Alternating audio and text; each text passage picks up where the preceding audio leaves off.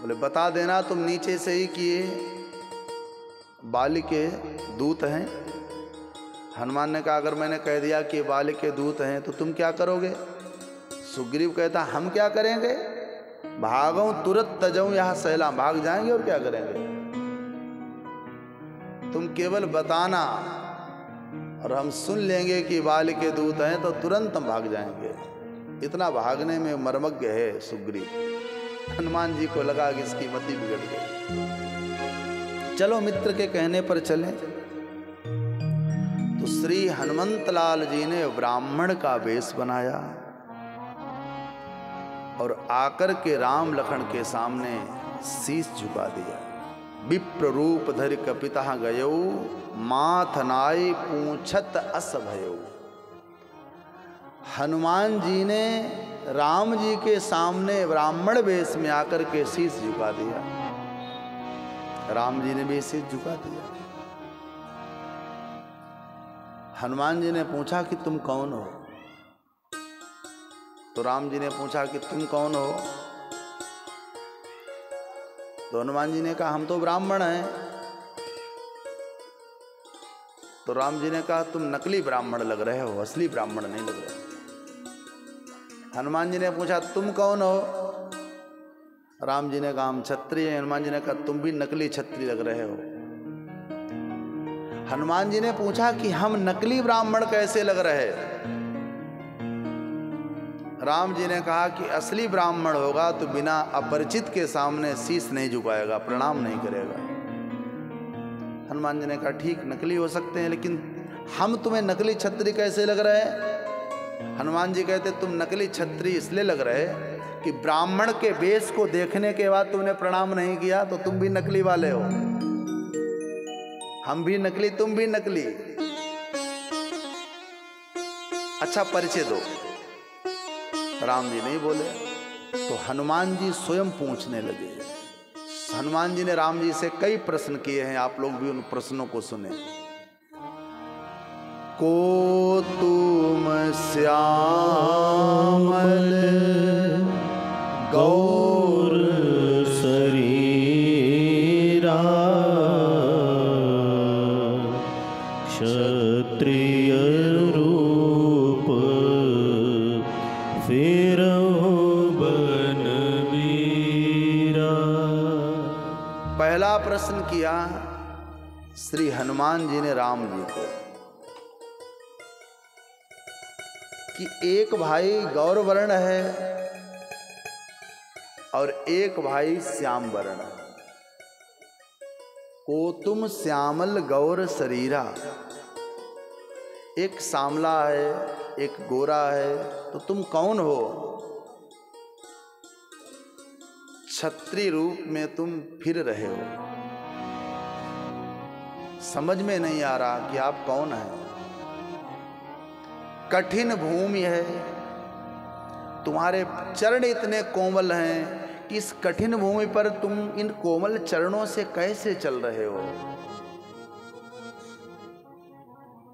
फिर पूछा हनुमान जी ने कि तुम तीन देव को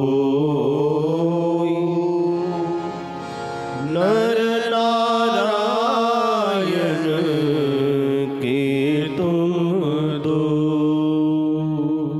क्षत्रिय रूप में हैं आप। तीन देवताओं की मैंने चर्चा सुनी है, ब्रह्मा विष्णु महेश। हनुमान जी कहते हैं क्या आप इन तीन देवताओं में कोई एक हैं? अर्थात नर नारायण के रूप में आप दोनों भाई विचरण कर रहे हैं। कौन हैं आप? अपना परिचय दें। फिर हनुमान जी ने पूछा कहीं ऐसा तो नहीं कि जग कारण तारन भव भंजन धरनी भार, की तुम अखिल भुवन पति लीन मनुज अवतार।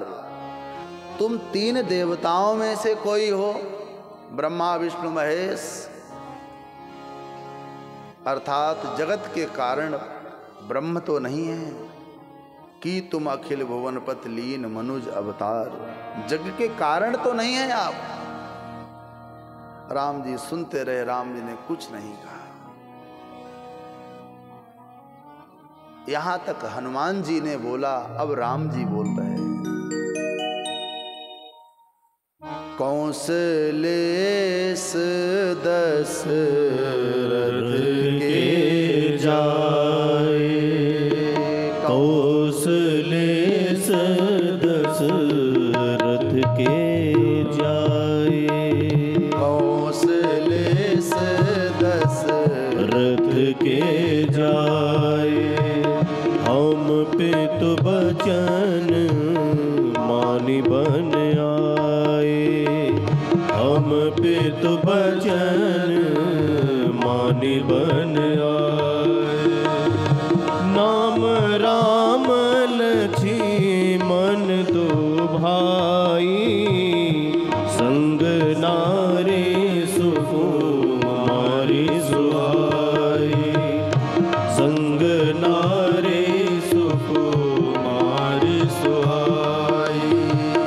यहाँ हरि निसी, यहाँ हरि निसी चर पे देही, विप्र फिरहि हम खोजत तेहि, विप्र फिरहि हम खोजत तेहि, विप्र फिरहि हम खोजत तेहि, विप्र फिरहि हम खोजत तेहि। 5 प्रश्न किए हैं हनुमान जी ने। अब श्री हनुमान जी महाराज के एक एक प्रश्न का उत्तर हमारे रघुनाथ जी दे रहे हैं। हनुमान जी ने पूछा कि तुम 3 देव मां कोई, क्या आप ब्रह्मा विष्णु महेश हैं? तो राम जी क्या कह रहे हैं? कौशलेस दशरथ के जाए, हम पितु बचन मानि बन आए। अरे भैया, अगर हम नर नारायण होते, ब्रह्मा विष्णु महेश होते, तो हम किसी की आज्ञा नहीं मानते। हम कौशलेस दशरथ के पुत्र हैं। वह परमात्मा जगत का जो कारण है, आपने पूछा कि जग कारण तारण भव, आप जगत के कारण हैं। जगत का कारण परमात्मा किसी का बेटा नहीं बनता।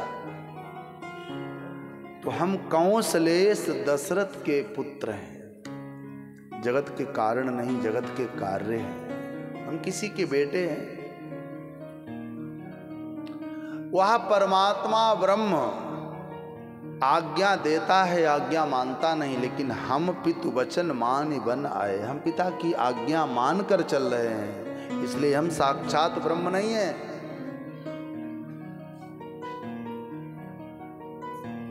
उस अखिल कोटि ब्रह्मांड नायक परमात्मा का नाम नहीं होता है। हमारा नाम भी है राम, हमारा नाम, इनका नाम लखन है। राम नाम लक्ष्मण 2 भाई। और मैं अकेले नहीं आया था भैया, हमारे साथ में हमारी धर्म पत्नी थी, एक नारी थी। और इस अरण्य में भैया किसी ने मेरी नारी को हरा लिया। यहाँ हरि निशिचर वैदेही, विप्र फिरहि हम खोजत तेहि। हमारी गृहिणी को, हमारी नारी को इस जंगल में किसी ने चुराया, हम उसकी खोज में घूम रहे हैं। हम साधारण हैं, हम जैसे आप वैसे हैं। हनुमान जी कहते हैं कि जिसमें सर्व गुण होते हैं वही तो ऐसे बोलता है। आप निश्चित रूप से भगवान ही हैं, क्योंकि भगवान ही सर्व गुणों से, सर्व शक्ति से संपन्न होते हुए भी अपने गुणों को छिपा करके रखते हैं। संसार का प्राणी क्या करता है, उसमें गुण कम होते हैं लेकिन बखान ज्यादा करता है। लेकिन हमारे राम जी कहते हैं कि न हम जगत के कारण हैं, न हम नर नारायण हैं, हम तो पिता की आज्ञा मानने वाले। अपने भैया को साथ लेकर के आए, मेरी पत्नी थी उसका हरण हो गया भैया, उसको मैं खोज रहा हूँ। हनुमान जी ने कहा इसके मतलब तुम पक्के वाले हनुमान राम जी हो, भगवान हो। और आज श्री हनुमंत लाल जी भगवान रघुनाथ जी के चरणों में गिर पड़े। बोल राघवेंद्र सरकार की जय हो। अनंत बलवंत श्री हनुमंत लाल जी महाराज की जय हो। हनुमान जी महाराज चरणों पर गिर पड़े और ऐसे चरण पकड़े कि फिर कभी चरण छोड़े ही नहीं। इसका मतलब ये हुआ कि हम अपने जीवन में गुरु बनाएं, अपने जीवन में किसी से जुड़े तो एकदम मत जुड़ो। एकदम चरण पकड़ लिए, देखे बढ़िया लाल कपड़े वाले बाबा जी, चरण पकड़ लिए, 2 दिन बाद कहने लगे नहीं नहीं इनमें बड़े दुर्गुण हैं, तो चरण काहे को पकड़ लिए इतनी जल्दी? जुड़े थे तब बड़ी श्रद्धा से जुड़े थे, तो पहले विचार करके जुड़ना चाहिए था। यहां पर हनुमान जी कहना चाहते हैं कि पहले चरण मत पकड़ो, पहले उसका परिचय ले लो, इंट्रोडक्शन ले लो। हनुमान जी ने कितना परिचय पूछा कि तुम कौन हो, कहाँ के रहने वाले हो, कहाँ से आए हो, किस कारण घूम रहे। जब आप जान लें तब हम चरण पकड़ें, और फिर ऐसे चरण पकड़ो कि फिर कभी छूटे ना। हमारे यहाँ क्या कहा जाता है, गुरु करे जान के पानी पिए, होता उल्टा है। गुरु करे छान के पानी पिए जान के। पानी में अगर कुत्ता मुंह मार दे, तुम खूब छान छान के पीते रहो, क्या शुद्ध हो जाएगा? इसलिए पानी पियो जान के, गुरु करो छान के। खूब गुरु को छानो, खूब देखो उसको, खूब परखो, उसके बैकग्राउंड को देखो, उसके चरित्र को देखो, उसके व्यवहार को देखो, तब जाकर के चरण पकड़ो और फिर चरण छोड़ो मत। हनुमान जी ने ही किया। महादेव कहते हैं गिरिजा प्रभु पहिचानी पर्यो गए चरना, सो सुख उमा जाय नहीं बरना। भगवान शंकर कहते हैं गिरिजा ऐसा सुख नहीं मिलेगा। हनुमान जी ने चरण पकड़ लिए, उमा वो आनंद आया होगा राम जी के जब कोमल कोमल चरण अनंत बलवंत हनुमंत लाल ने पकड़े। आंखों से अश्रुपात हुए। हनुमान जी से कहा राघव ने कि हनुमान आप मिल गए, हमारा हृदय प्रसन्न हो गया। हनुमान कहते हैं कि प्रभु हम आपके आज से दास बन गए। वैदेही का हरण हुआ तो मैं निश्चित रूप से वैदेही का पता लगाएंगे, लेकिन आप मेरा एक काम कर लें। एक ऋषिमुख पर्वत पर जीव रहता है। हनुमान जी कहते हैं कि जीव का सामर्थ्य नहीं है कि वो भगवान तक आए, कोई भक्त ही भगवान को लेकर के जीव से मिला दे, तो हम तुमको मिला कर के लाएंगे, तो नहीं मित्रता करा दें, फिर आगे का काम करेंगे। गोस्वामी पाद कहते हैं कि हनुमान जी ने राम लखन को अपने कंधे पर बिठाया और सीधे ऋषिमुख पर्वत पर आकर के अग्नि को साक्षी करते हुए और आदर पूर्वक राम जी ने सुग्रीव को अपना मित्र बनाया। अग्नि को साक्षी किया गया, क्योंकि हमारे यहाँ अग्नि को ही साक्षी करके चाहे कन्या वर को वरण करे, अर्थात कोई सौगंध ली जाए, अग्नि ही हमारे यहाँ साक्ष्य रूप में रहती है। तो हनुमान जी महाराज ने पावक साखी दे कर जोरी प्रीति बढ़ाए, अग्नि को साक्षी करके एक सुंदर मित्रता की स्थापना की। राम जी ने कहा सुग्रीव को कि तुम इस पर्वत पर क्यों रह रहे हो? तुम्हारे घर नहीं है, रहने की जगह नहीं है, क्यों रह रहे हो? कारण बताओ।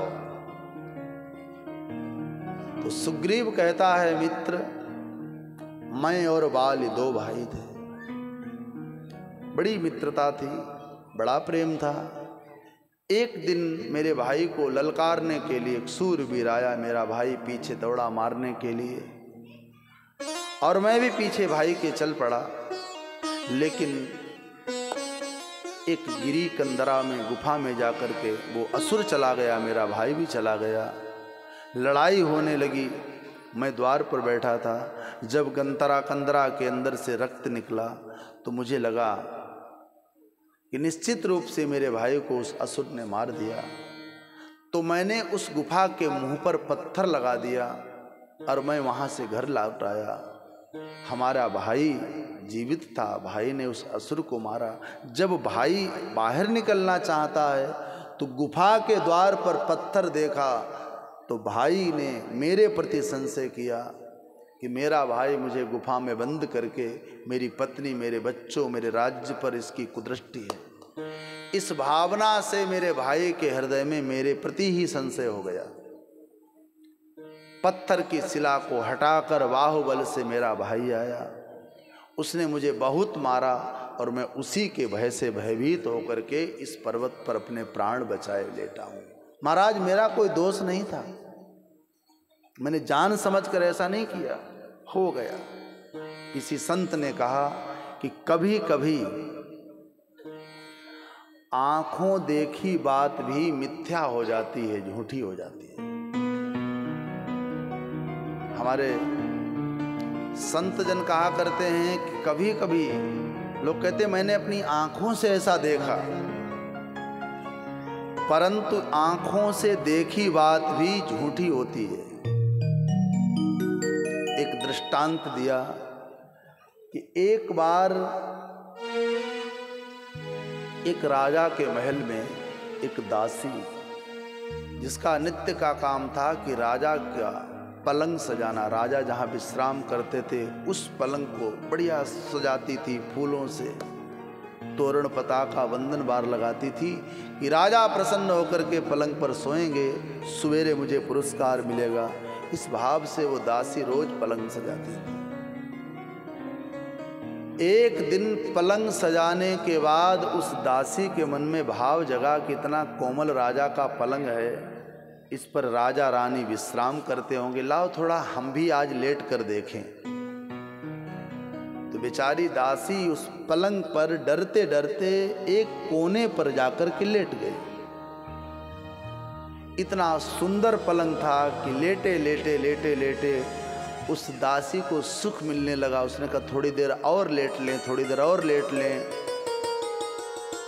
अंत में दासी को नींद आ गई और दासी सो गई।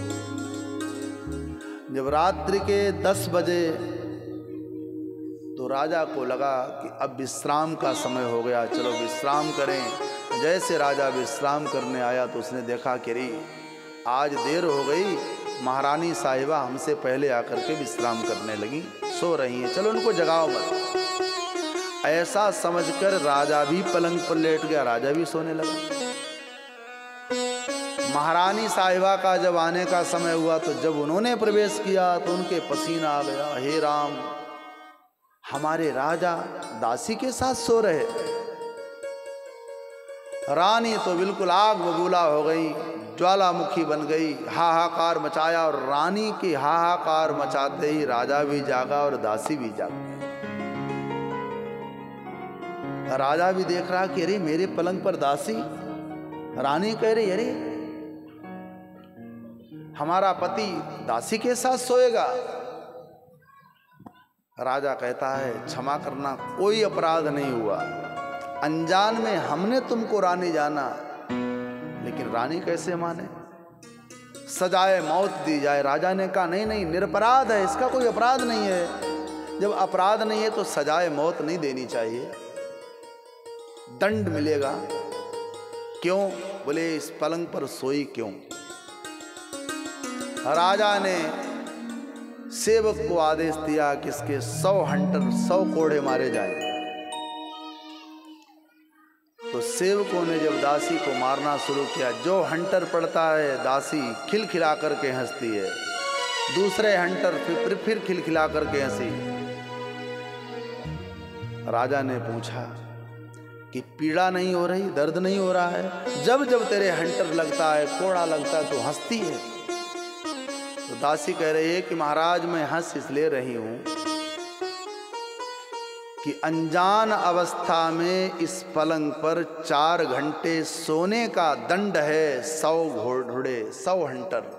केवल अनजान अवस्था में, जान करके नहीं, अनजान में सोई हैं तो 100 हंटर की सजा मुझे मिली। रानी साहिबा इस पलंग पर कितने बरसों से सो रही हैं, इनका हाल क्या होगा? मुझे हंसी इस बात की आ रही है। बकरी पाती खात है, बकरी पाती खात है, काढ़ी जावे खाल। और जो नर बकरी खात हैं उनको कौन हवाल? बकरी केवल पत्ती खाती है तो उसकी खाल खींची जाती है, और जो लोग बकरी खाते हैं उनका क्या होगा? ऐसे ही मैं तो अनजान में 4 घंटे सो गई तो इतनी खाल खींची गई। रानी साहिबा आपका क्या होगा ये तो परमात्मा ही जानेगा। ऐसे आंखों देखी बात भी मिथ्या हो जाती है। सुग्रीव कहता है कि मेरे भाई को मिथ्या संशय हुआ, झूठ संशय हुआ। जब हमारे करुणा निधान राम जी ने अपने मित्र सुग्रीव के वचन सुने तो रघुनाथ जी की दोनों भुजाएं फड़कने लगी। गोस्वामी पाद कहते हैं, सुनी सेवक दुख दीन दयाला, फरक उठी द्वै भुजा विशाला। दोनों भुजाएं रघुनाथ जी की फड़कने लगी अपने सेवक का दुख सुन करके। हमारे सेवक के ऊपर इतने दुख आए, इस दुख को सुनकर के रघुनाथ जी की भुजाएं फड़कने लगी। और भुजाएं फड़कते हुए राम जी सुग्रीव को कहते हैं, मित्र सुनो सुग्रीव मैं मारी हूं, बाली ही कई बान। ब्रह्म रुद्र शरणागत गए,